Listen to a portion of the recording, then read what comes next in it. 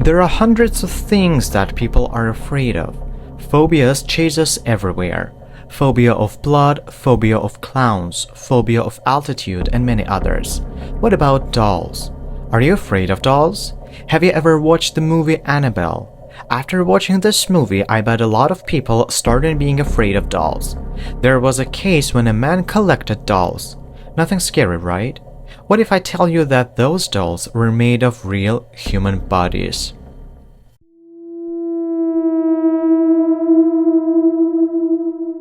Hello everyone and welcome back into the room where even walls have ears. Thank you very much for clicking on this video, and I hope you will enjoy this video as well. Today's story is an unusual one. I will not tell you about a tyrant who brutally murdered innocent people. Today's story is about a weird genius. Even though it doesn't involve any murder cases, it is not less creepy and horrifying. The old proverb says, "Still waters run deep," and I believe this proverb perfectly describes today's story. If we analyze many cases, we can figure out that some of the most brutal murderers and maniacs were deeply respected by the society and generally perceived as good people. However, it frequently happens that quiet people hide some shocking details of their lives. 26 dolls in total. All guests were praising Anatoly for having a collection of such adorable dolls. No one even figured out that they were real dead bodies. They didn't stink or rot. Therefore, everyone thought that they were just regular dolls made of paper mache. So who was Anatoly Moskvin, a creepy doll collector? Anatoly Moskvin was born on September 1st, 1966 in Gorky, now called Nizhny Novgorod. His parents, according to their neighbors, were respected people. His father was a candidate for technical sciences and his mother was an engineer. His parents loved and cherished their offspring with special attention. As a child, Anatoly was a quiet and timid kid and didn't have a lot of friends. However, his parents nourished his love of reading and learning new languages and cultures in their son. This led to phenomenal memorization abilities of Anatoly. Almost all of us had a friend in our imagination as a child. So did Anatoly. Even though he hadn't had real friends, he would imagine them. And one of them he later called Anna or Anichka. He was a stupendous pupil in his school. His photo is still on the wall of the proudest students, and his teachers mentioned that they never had such a prodigious student as Anatoly. One time he impressed all his classmates. He went to the camp with his class fellows, and while they were digging the field, he named all of the plants they used to grab and pull in Latin language. However, after this practical work, everything went back to normal. Bullying from his classmates continued, and Anatoly was getting more and more introverted, replacing real people and conversation with them with books.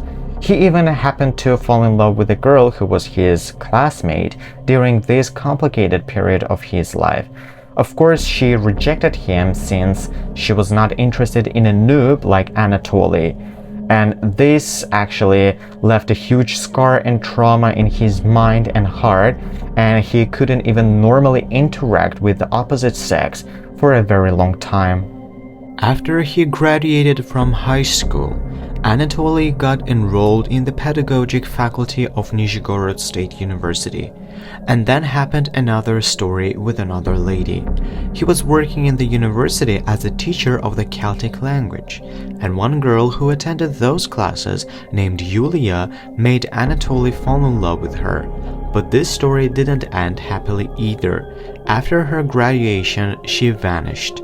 Much later, when Anatoly was arrested, one of his cellmates shed the light on what happened to Yulia. He said, "When Anatoly got arrested, officials tried to accuse Anatoly of somehow being related to the vanishment of Yulia.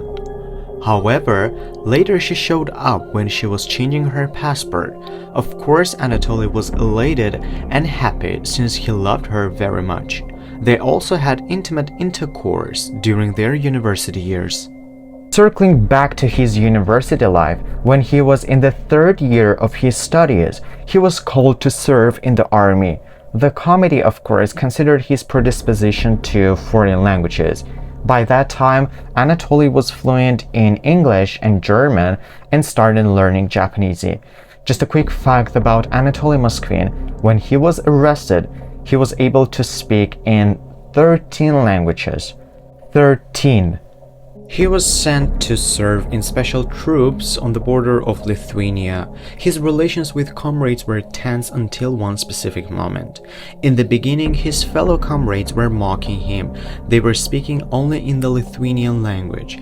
Then Anatoly sends a letter to his mother asking her to send him a dictionary of the Lithuanian language. In just 2 weeks, he was able to communicate in that language. So we can just imagine the astonishment and shock of his comrades. They started respecting him. After his military service, he proceeded to study at the university and graduated with honors. He decided to stay in his university as an aspirant candidate, but his financial situation made him to leave his position. However, he didn't give up and started writing his own dissertation. In 1992, he left his hometown and went to Moscow, where he continued his graduate degree at Moscow State University in the Faculty of German and Celtic Philology. He has been through a lot of hardships at that time. His family was struggling financially, so Anatoly had to spend all his money on books. Thus, he was attending classes in the daytime and was sleeping in an attic in the nighttime, since he couldn't afford a normal apartment. However, all his sacrifices were in vain. After a while, he went back to his hometown, dropping out of university. He mentioned that his diploma work was stolen and he wouldn't be able to defend his diploma. It was a big lie. One of university professors commented on this. His work was plain and raw. He failed to defend his final work. He wrote some gibberish in it, with a lot of mistakes.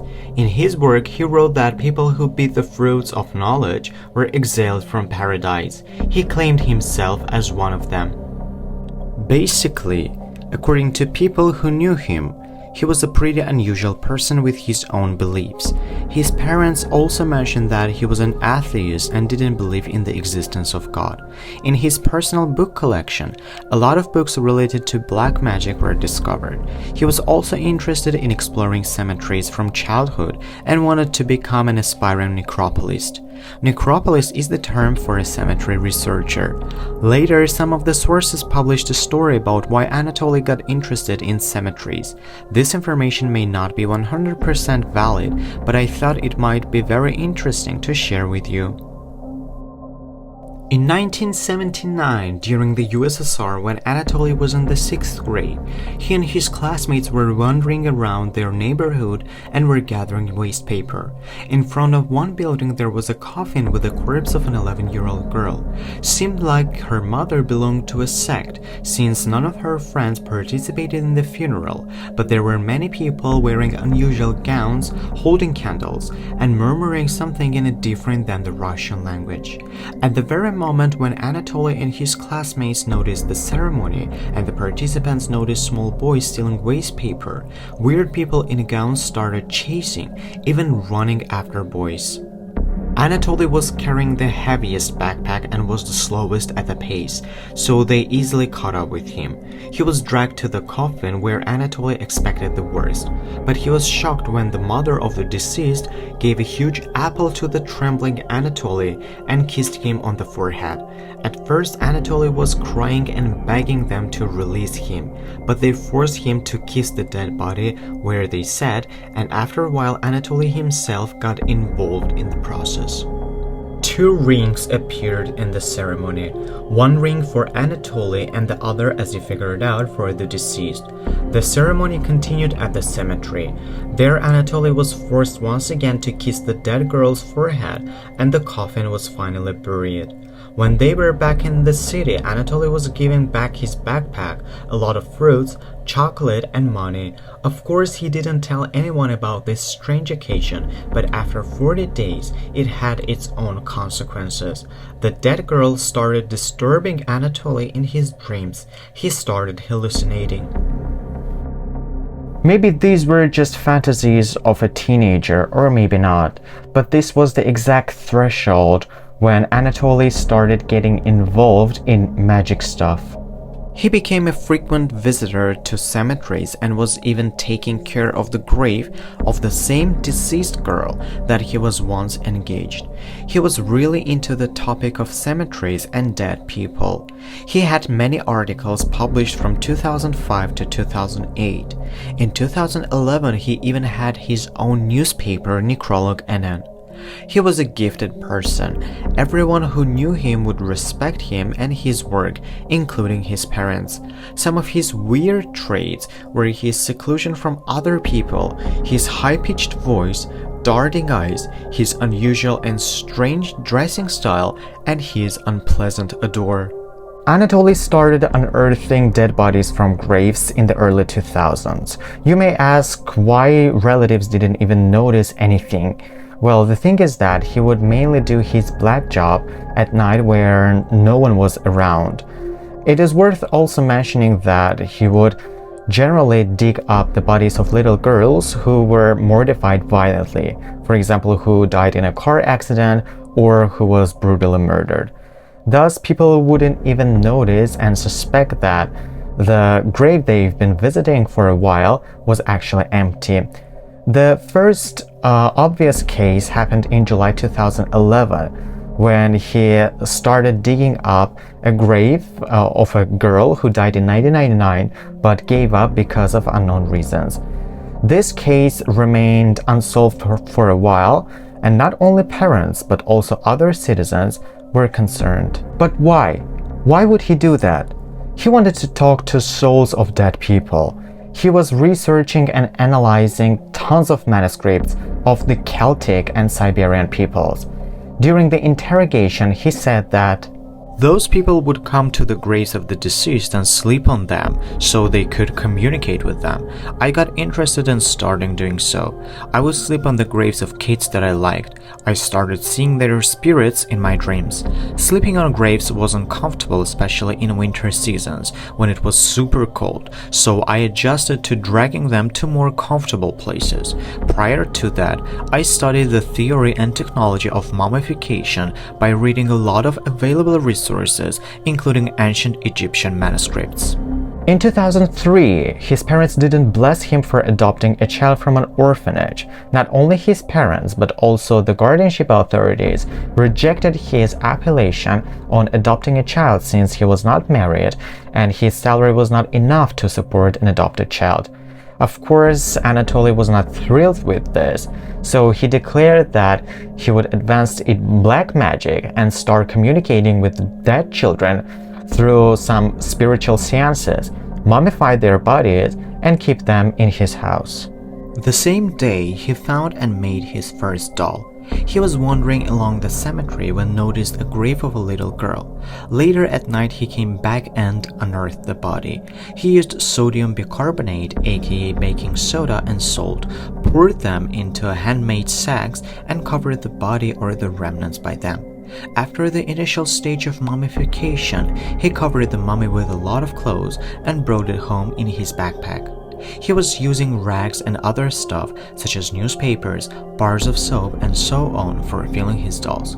Some sources state that he would make a special section in the ribcage of his dolls and fill them with things and belongings that belonged to his victims. Sew parts together, and if needed, would make a wax mask, thus restoring their face shapes. He covered his doll with lacquer and just slept with that doll as with a normal teddy bear. Moreover, he installed the singing or voice mechanisms in some of his dolls so that when you pressed on them, they would start making noises or sing a song. During the investigation, when officers were transporting dolls, one of them pressed that mechanism and the doll started talking in a kid's voice. I cannot even imagine the face of people who witnessed this. He continued his hobby and remained unnoticed for about 10 years. By 2011, he had 29 dolls/mummies in his adorable collection. When asked what he was doing with them, he answered he was playing and talking to them. They had a leader in their gang. their own language, their own celebrations, their own songs and hierarchy. Their own world, so to speak, was hidden from other people's eyes. He was treating them very nicely, didn't assault them, didn't even use slurs and bad words by their side since they were kids. What about his parents? They literally didn't see anything. To be more precise, they didn't see games their son was playing with his dolls, but they knew about and saw his dolls. His parents were absent from April to October, and at this exact period, all these dollhouse games with dolls would happen. He was working on his computer and would place his toys next to himself, turn on cartoons for them and enjoy time together. He would offer them some food as mentioned in Celtic and Yakutian cultures. Later, parents of Anatoly commented on their son's weird hobby as, "One time when we returned from our other house, we noticed a human-sized doll that appeared in our apartment.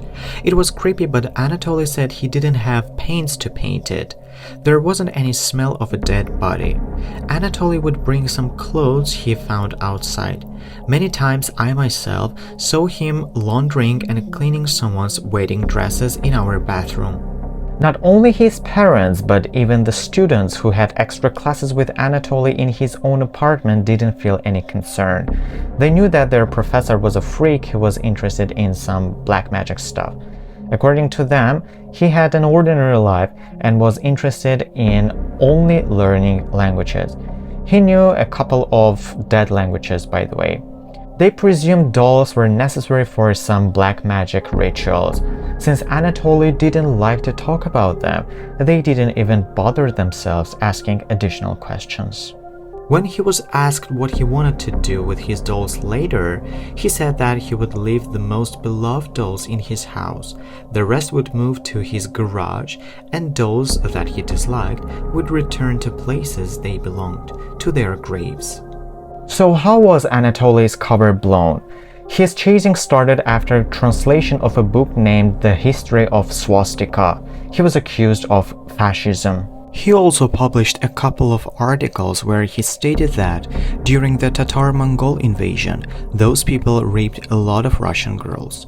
Thus, he was accused of anti-Tatar extremist activity against the integrity of the country. He had arguments with the representatives of those nations. Later, an awful terroristic act happened in Domodedovo, one of Russia's airports. Anatoly started visiting cemeteries and covering the faces of dead Muslim people on their tombs. It was some sort of ritual, like Muslims would understand why he had to do that. According to his own testimonies, he covered the faces of the deceased because they were ashamed of their descendants and could see all the bad and despicable things they were doing. He was covering tombs with green paintings. The officials wouldn't let it continue, and they started investigating and checking absolutely everyone who bought and used green paintings. That is exactly how they found Anatoly Moskvin. The team of investigation consisting of 8 policemen came to his place, and they found those horrifying and scary human body-sized dolls. The investigation started. All his belongings, including dolls, were confiscated. A huge van was used for the transportation of dolls. Unfortunately, even after being found by police, the deceased were not left in peace. They were involved in tests and investigation, and some of them were severely damaged during the transportation. Anatoly was a master of ciphering data and text. Up until now, experts couldn't decipher a great chunk of texts that were found in Anatoly's notebooks and handbooks. Thanks to social media, not only Russia but the entire world got to know about Anatoly Moskvin's case and his creepy doll collection. It is also worth mentioning that the identities of more than 10 of his dolls are still not defined. During the trial, people and especially parents were so furious that they wanted to kill him. Of course, they wanted the maximum punishment. Also, a lot of people considered Anatoly Moskvin as a mentally ill person. I think it's justifiable. As a result of the trial, Anatoly was medically tested and was diagnosed with a severe paranoid schizophrenia and declared a dangerous person for society. He was placed in the hospital for psychologically ill people, where he would stay till the end of his life or till the remission of schizophrenia. Only his parents were allowed to visit him. In the hospital, he was prescribed a lot of medication. Only during lunchtime, he had to intake 12 pills that undoubtedly had their own side effects. Therefore, Anatoly started moving slower. He started losing his vision, his writing deteriorated, and so on. He is still hospitalized in the same hospital, and this year, in September, he is going to turn 57. In one of the interviews, he said that he is very sorry for everything he has done to dead girls and their families. He hopes that he will recover sooner and will be released from the hospital. He still believes that he can proceed to teach history and translate books. He also got engaged while he was in the hospital. His fiancée is a 25-year-old young lady who was first identifying herself as his daughter and later as his fiancée. This is pretty much everything I wanted to share with you. Who do you think Anatoly is? A prodigy whose mental well-being was destroyed by society and norms of his country, or a monster and a maniac who must be secluded and incarcerated for the rest of his life? Had his parents reacted faster and earlier, maybe he would become a genius who could contribute to the society, and we wouldn't gather here to discuss his story. So who is guilty? What do you think? Feel free to leave your comments in the comment section below. Thank you very much for watching this video till the very end. If you like this video and you like the content that I create, please click the like button and subscribe to my channel. If possible, share this video with people you know, so more people will be aware of this story as well. As always, take care of yourselves and see you next time.